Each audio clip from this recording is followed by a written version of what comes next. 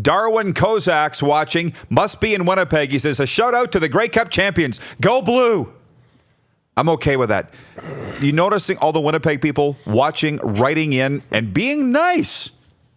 They're at least not trashing us. No. Things are going their way. Well, things are going their way. And they're softening. Their hearts are softening. They feel good. The ice is melting. There's the angst. It's not there. Yeah. Well, hey, once in a generation, the sun will shine on a dog's ass, I guess. Oh, don't. So, hey, you can do that. But I'll say this. There was a thing going around Twitter last night was, tell us something that sounds like a lie, but is absolutely true. I saw that. So I retweeted it and I said, I've been in the George Strait fan club since I was 12 years old. And some guy writes from Winnipeg, goes, didn't you mean to say you're secretly a Bombers fan? With a picture of Strevler hammered holding up the Grey Cup. And I'm like, now they're just teasing me. Yeah. Which is fine.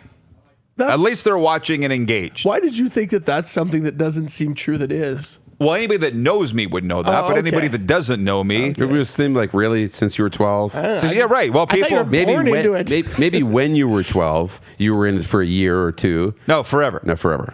I don't know. A lot of people said, I take you as a hip-hop guy or a pop guy. Oh, people said that, yeah. What? From Dale Wagner. Dale, I'm glad you wrote in. Hey, Rod, how do we go about getting tickets to the bus to the Rush? So this was organized by Michelle at Uniglobe LGI Travel. And last I heard, I just spoke with her this morning, we have 3 spots left on the bus. Yeesh. And yeah, it doesn't include your game ticket. And it's $100 a head to get on this bus. And we're going to Wendell Clark's before the game. Nice. I said to Michelle, can we at least have the caveat that we can go to Wendell Clark's before the game for a drink and a bite? And she goes, that was the plan anyways. So Dale Wagner, you call Uniglobe LGI Travel right now in downtown Regina, ask for Michelle, and you can get 2 of those last 3 spots. Or bring your kid. We'd love to sell the whole thing out. There was 3 spots left. But it doesn't include your game ticket. You got to have game tickets.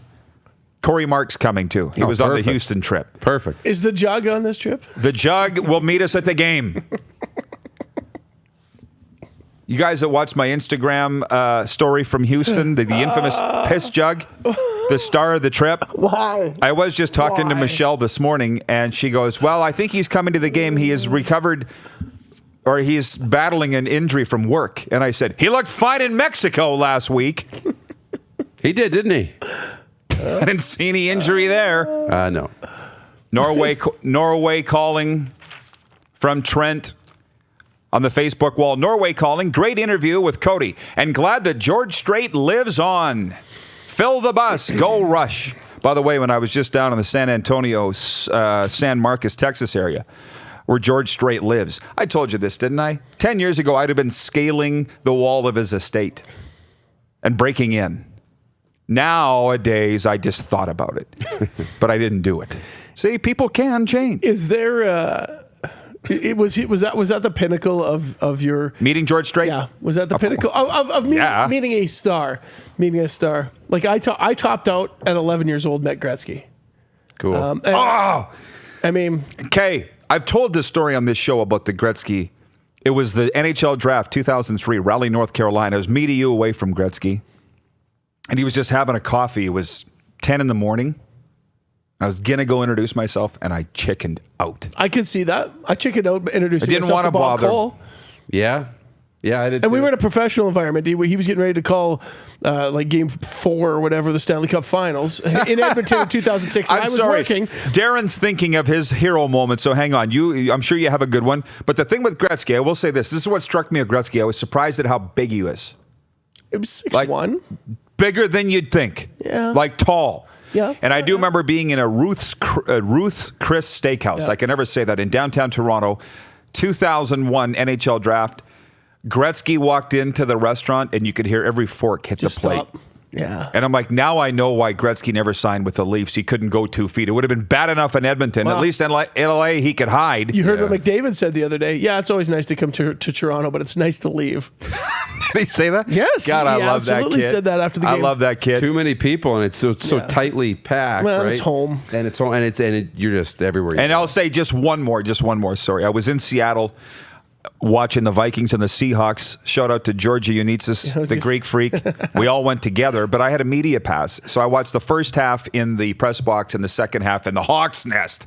Oh, my God. If it hasn't happened in the Hawks Nest in Seattle, it hasn't happened anywhere. My God. See guys puking and taking a leak. Like, I grabbed a security guard. I'm like, what the hell? Are you going to stop this? Guys, like, you buy your ticket and do whatever you want. I digress. But after the Gretzky thing in Raleigh, North Carolina, and I chickened out, I said, I'm never going to chicken out again. I regretted it. I'm always going to go introduce myself. So I beat on the door of the Vikings radio booth. Paul Allen. PA on the mic. Introduced myself to PA. Told him that I was a huge fan. We took a photo together. He was great. He's the best football play-by-play guy that there is. Wow. Darren. Because he's such a homer. And then as a homer. And he owns it. Yeah. But he owns it. Yeah, He's so good. I do love it. The call of the Vikings losing. Well, there's several, but the Brett Favre one. Favre over the back. He rolls. I can't believe what I just saw. That's very good. Can't believe it. That was good. But this is the Super Bowl, man. Because this isn't Detroit. That's the one. You got to know your audience, right? Yeah. You got to know your audience, and that's part of what makes it. Didn't a little part of you just come alive the other day when the Vikings actually won that game for guys like Kelly Rempel and the Greek Freak absolutely. and all these. I didn't think of the team. I thought of the fans. Madani, the pass to Adam Thielen. I'm like, oh God, Madani's gonna have to eat some crow on this one. Darren meeting your hero. I know. What was it? Well, it was the Bob Cole thing. Not doing it. Yeah. That was only like 2 years ago. Yeah, in the really? press box in Calgary. He wasn't even working. He was there a couple of days early before doing a Hockey Day in Canada broadcast, and walks by and I'm like, oh my gosh, that's Bob Cole. He's littler than you think. Oh yeah, but still has the aura, the persona, and it's just like, oh. So I've always had a problem with that because, being in the business, I'm kind of like, well, we're supposed to be colleagues and this. So I'm like, I never get autographs. I never ask for pictures. And I sit here being like, I wish I had pictures in my office, in my house, meeting all these people because they're great memories, keepsakes, not just because they're your heroes or they're these idols, but because they're your friends or they'll be people you've met. And they are icons. And they are icons. So, yeah, I always have trouble with that. Probably the biggest thing for me as a kid would be meeting the Teenage Mutant Ninja Turtles as a kid. I got that picture hanging up. Didn't realize they weren't real, but I got that picture. Who was your guy? That Which was one? a big deal. Oh, definitely it was Leonardo. Leonardo. Or Donatello. I like the purple. Wow. Yeah. Sorry, I thought you meant Leonardo DiCaprio. You met Leonardo DiCaprio? Okay. That took a turn. Our director of scouting, Craig Smith, writing in, he says, I chickened out to go say hi to Eddie Robinson at the AFCA convention in 1995. My friend Richard Harris said I should have, that he would have loved it. So they're from Smitty. Our social media people writing on the Facebook wall, have you ever had a chance to say hello to one of your heroes but chickened out?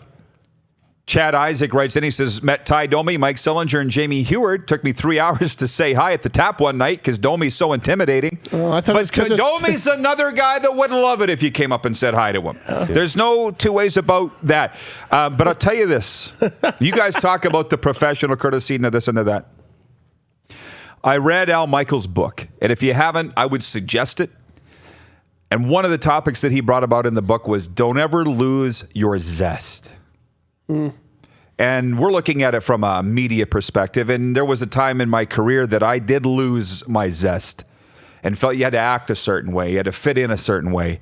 And after I read that, I'm like, I'm not going to lose my zest. That was somewhere between Kelowna and Seattle on the bus, I'm sure. Yeah, so I'm going to beat the door in and meet Paul Allen. Yeah. I'm going to walk up to Wayne Gretzky.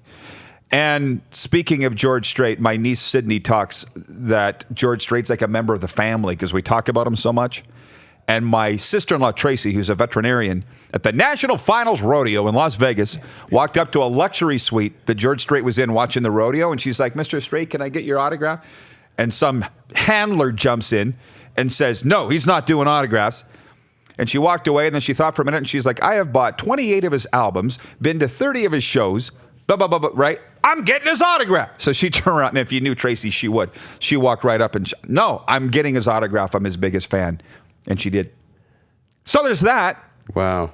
I know. Stories, right? That's cool. But what my family talks about George Strait as a member of the family. From Tyler Dacu, met the TSN panel at Earl's when the World Juniors were here. I mean, how lucky were you to find the TSN panel at Earl's? Wow, that's a 1 in a billion shot. That's a shock. That's like saying I met some media people at Sherlock Holmes in Edmonton. Oh, really? They happened to stop by there? Oh, it was the only bar in downtown Edmonton. You know what? That's the thing that I found out. The new media versus the old media, and being in the business and the guys you work with. They only ever want to go to the same place all the time, no matter what, same. But that's off the glass and out, right? I guess it applies to that too. I don't know. Off the glass and out. But I don't like that. Or it's like we're in Winnipeg, and I'm not going to throw anybody out of the bus, but it's like we're in Winnipeg. We don't go here often. There's these new new cool places to eat and places to see and stuff like that. Let's go to Boston Pizza because it's in the bottom of the hotel. But you know what? Here's the other thing, and maybe you didn't grow up with this. Sometimes you want to go where everybody knows your name. Yeah. There is something to be said for cheers. There's something to be said when you can wheel in. And, like we used to go to the press box all the time. Why? Because we knew we'd know somebody there. We knew we'd be looked after. You knew, there was all. It was our things. spot. It was your spot. Well, and you don't have to worry. Like, it's like I'm after the game. I got to be there late because I'm wrapping up. I just know where I'm going because I know where everybody's going to be. You don't have to think. Why does Chris Jones wear black every day? I do get that. So he doesn't have to think. I do get that. Mark Anderson watching from Hanley, Sask. He says, Happy New Year. The Patriots are not only who they are because of Brady. Bill Belichick is a genius and will continue to be successful with whomever he brings in at quarterback. Oh, we're going to find out. Was he successful in Cleveland? Are you a Patriots fan? I know he's a football coach, so I think he's speaking more as a defending the coach as a Patriots fan. He was not successful in Cleveland, and obviously a very interesting story there. But they think you're going to keep firing a coach every year in Cleveland, and you expect it to turn it around. Let's say. On that topic, before we break for hour one and update the poll results, I thought I tweeted. Oh, I did tweet it. On Jones, Derek. What about Justin Dunk's report yesterday? Yeah, that was interesting. The report, if you missed it, Justin Dunk saying the word in football is that Chris Jones made such a favorable impression in year one in Cleveland that despite the fact the head coach, Freddie Kitchens, was fired, Chris Jones will likely stick around. There is something to be said for continuity. I mean, we talk about that all the time when we see guys and we're like, oh, geez, they didn't give him enough time. Or how could Baker Mayfield succeed when he's got 3 different head coaches, yada, yada, all these things. So there is something to be said for continuity. And, good for Chris Jones if that's the case, that he did leave a favorable impression, because that not only does that look good upon him in Cleveland, looks good upon him throughout the league, because it's a small fraternity even down there.